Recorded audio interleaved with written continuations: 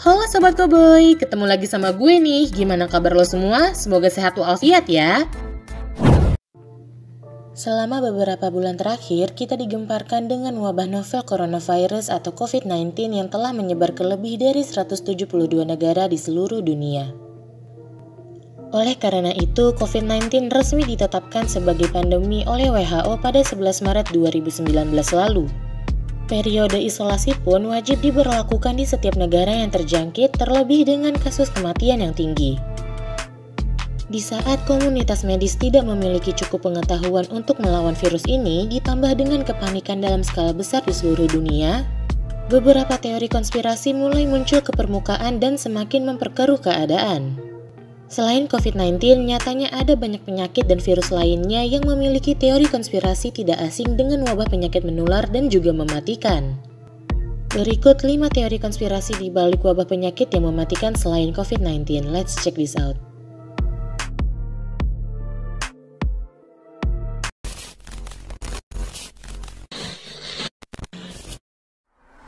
Nah, sebelum nonton video ini, jangan lupa subscribe channel kita, di-share juga ke akun sosial media lo lainnya. Terus follow akun Instagram, TikTok, dan Facebook kita. 1. Demam berdarah. Penyakit ini memang terkenal karena telah merenggut banyak nyawa, terutama di negara-negara tropis seperti Indonesia. Namun, pada tahun 2019, demam berdarah melanda di beberapa negara Afrika dan Timur Tengah dengan negara Pantai Gading dan Pulau Reunion dengan tingkat infeksi tertinggi. Para ilmuwan sendiri sudah berusaha memerangi demam berdarah dengan bantuan Wolbachia, bakteri yang dapat menghentikan virus Aedes aegypti untuk bereproduksi di dalam nyamuk.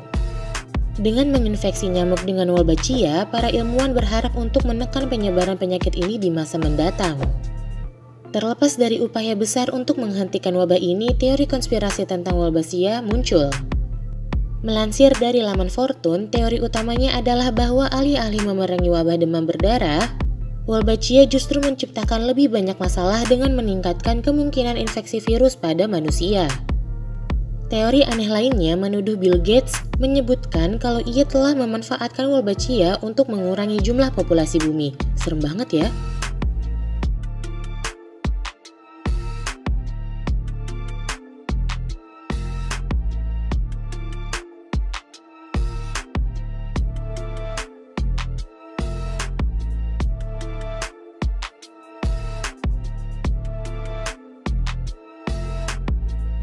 2.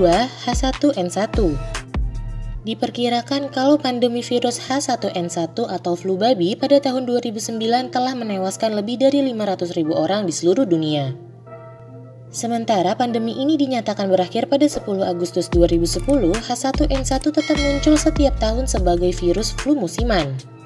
Pada Oktober 2009, Billy Corgan, vokalis Smashing Pumpkins, menyatakan kalau dia percaya kalau virus itu diciptakan oleh seseorang untuk menakut-nakuti warga biasa.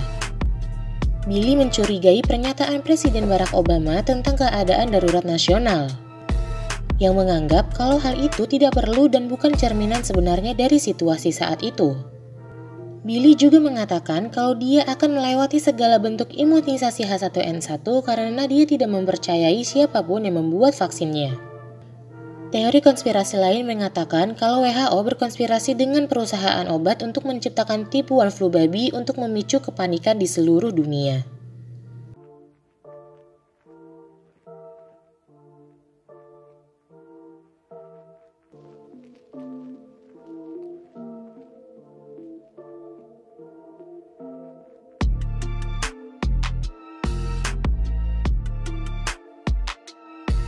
Tiga, demam Zika. Pada tahun 2015, virus Zika terdeteksi di Brazil.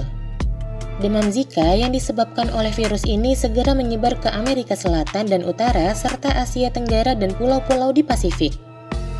Epidemi ini baru berakhir pada November 2016. Virus ini disebarkan oleh spesies nyamuk yang juga menyebabkan demam berdarah, walau penyebaran virus ini juga dapat melalui hubungan seksual.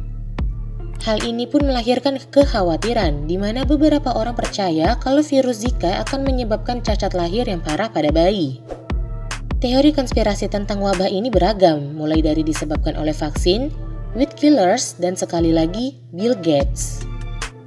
Teori yang muncul di postingan Reddit bahkan mengatakan kalau nyamuk yang telah dimodifikasi secara genetik adalah penyebab meluasnya wabah Zika.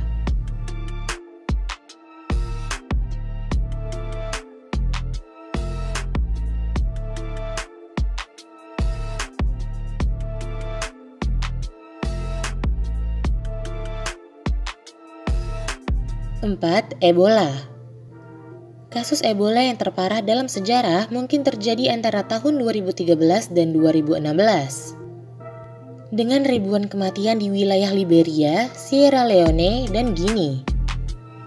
Angka-angka itu tidak 100% benar karena sekitar 70% kasus tidak pernah dilaporkan. Bisa dibilang kalau Ebola memiliki teori konspirasi yang paling menghalangi upaya medis untuk mengurangi penyebarannya. Sebuah artikel yang diterbitkan mengklaim kalau Ebola diproduksi di Amerika sebagai senjata biologis untuk membunuh jutaan orang di Afrika. Tak hanya itu, bahkan selebriti sekelas Chris Brown membuat tweet yang menyebutkan Ebola sebagai bentuk kontrol populasi. Forum-forum online juga menuduh Center for Disease Control and Prevention memiliki hak eksklusif terhadap virus ini dan menghasilkan profit dari vaksin yang sudah mereka siapkan sebelumnya. Teori lain menyatakan kalau Obama mengirim tim medis Amerika ke Afrika apapun resikonya karena ia merasa bersalah atas perbudakan orang kulit hitam di masa lampau. Teori kalau virus ini dibuat oleh tatanan dunia baru sehingga dapat memberlakukan larangan perjalanan dan mempraktikkan kontrol militer juga populer di forum-forum internet.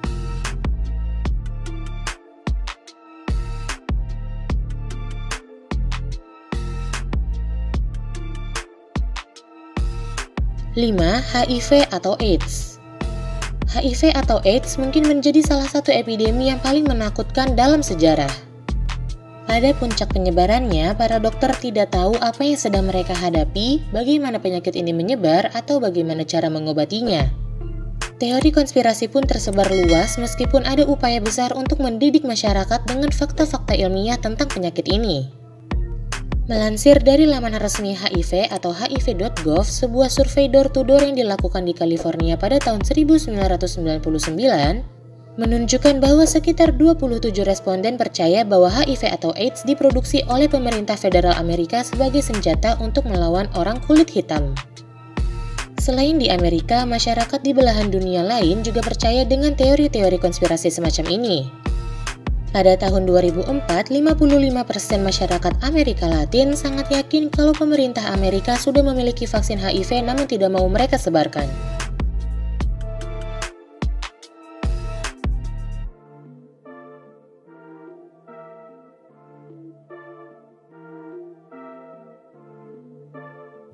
Enam, COVID-19.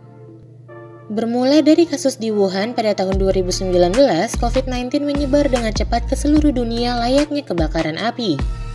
Menurut Worldometer, sejauh ini sudah ada sekitar 2 juta kasus dengan kematian yang mencapai 134.000 jiwa di seluruh dunia.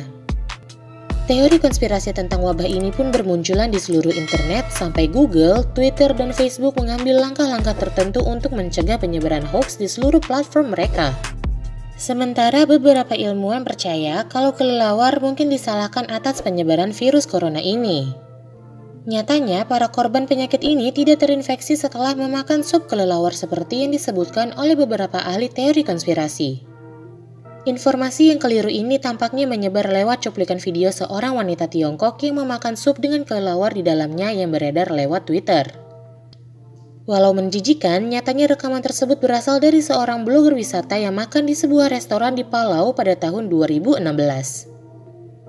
Sekali lagi, teori konspirasi tentang corona sebagai senjata biologis juga kembali muncul di permukaan. Beberapa ahli teori menyatakan kalau virus corona melarikan diri dari laboratorium yang aman. Beberapa orang menyebutkan kalau virus ini dibuat oleh Amerika atau Tiongkok sebagai puncak dari perang dagang. Beberapa orang bahkan mengklaim kalau Clorox atau Lysol akan membunuh virusnya. Dan juga beberapa orang menyarankan pada mereka yang sudah terinfeksi untuk meminum pemutih pakaian. Sementara yang lain mengklaim kalau menghindari es krim atau produk susu lainnya akan membantu mencegah infeksi. Ya, nyatanya tidak ada satupun dari klaim di atas yang benar. Dan satu-satunya saran yang harus diikuti adalah yang diberikan oleh para tenaga kesehatan profesional dan lembaga kesehatan yang kredibel.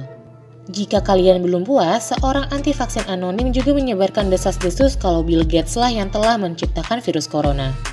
Aduh, kasihan banget ya Bill Gates disalahin mulu.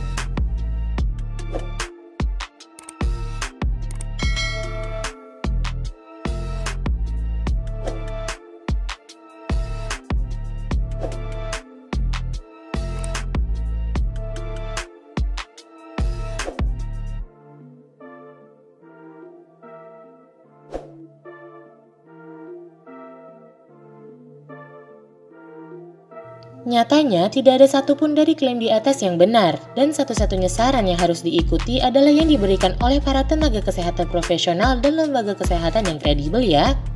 Percaya atau tidak percaya dengan teori-teori di atas, semua dikembalikan lagi ke kalian ya. Namun, untuk saat ini dimohon untuk mengikuti berita yang kredibel tentang COVID-19 dan menghindari hoax-hoax yang dapat menimbulkan kepanikan. Oke Sobat Koboi?